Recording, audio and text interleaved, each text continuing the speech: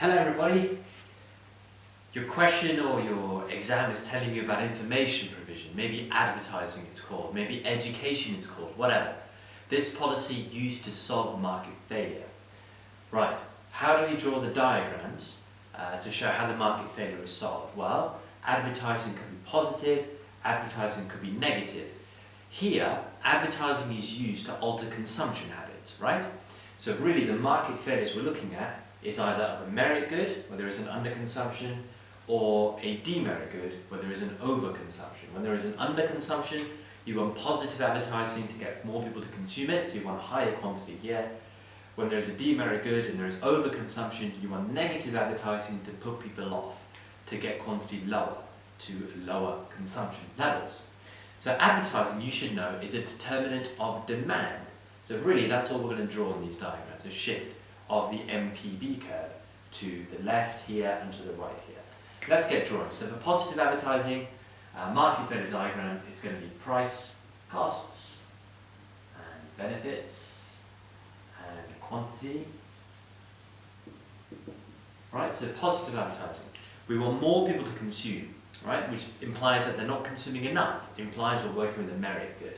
So we can draw the merit good diagram to start. So we can have MSC, which is equal to MPC, which equals supply, and we have MPB there, but the social benefits are higher. It's a merit good. All right. So what I'm going to draw here is just the private optimum. Now, with positive advertising, the MPB curve would shift to the right. There is a high demand now.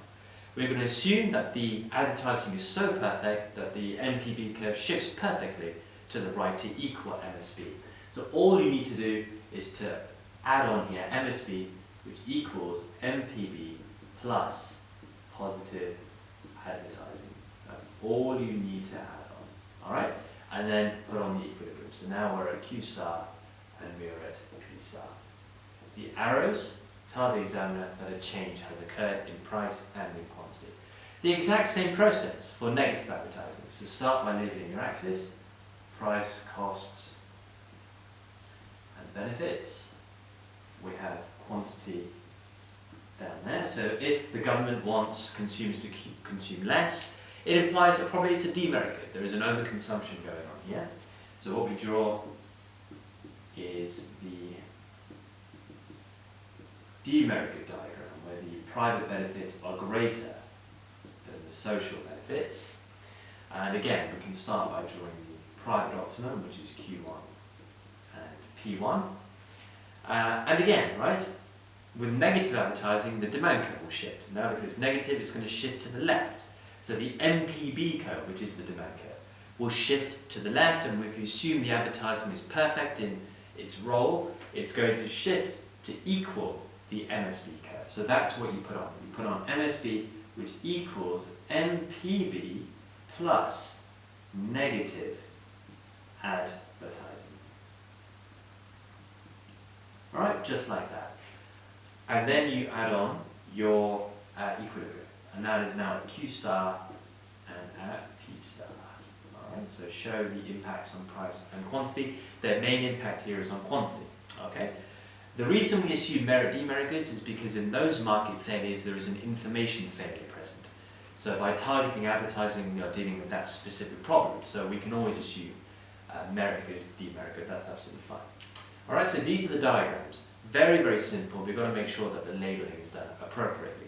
The key focus here is on quantity. So your checklist should always make sure that your quantities are as you want them to be. Lower quantities when there is negative advertising, obviously.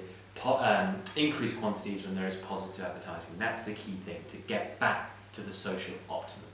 But always check that everything is done well on your diagrams. Have you labelled all your axes? Yes. Have you labelled all your curves properly to let the examiner know that you added on the impact of the advertising? Yes, we've done that here.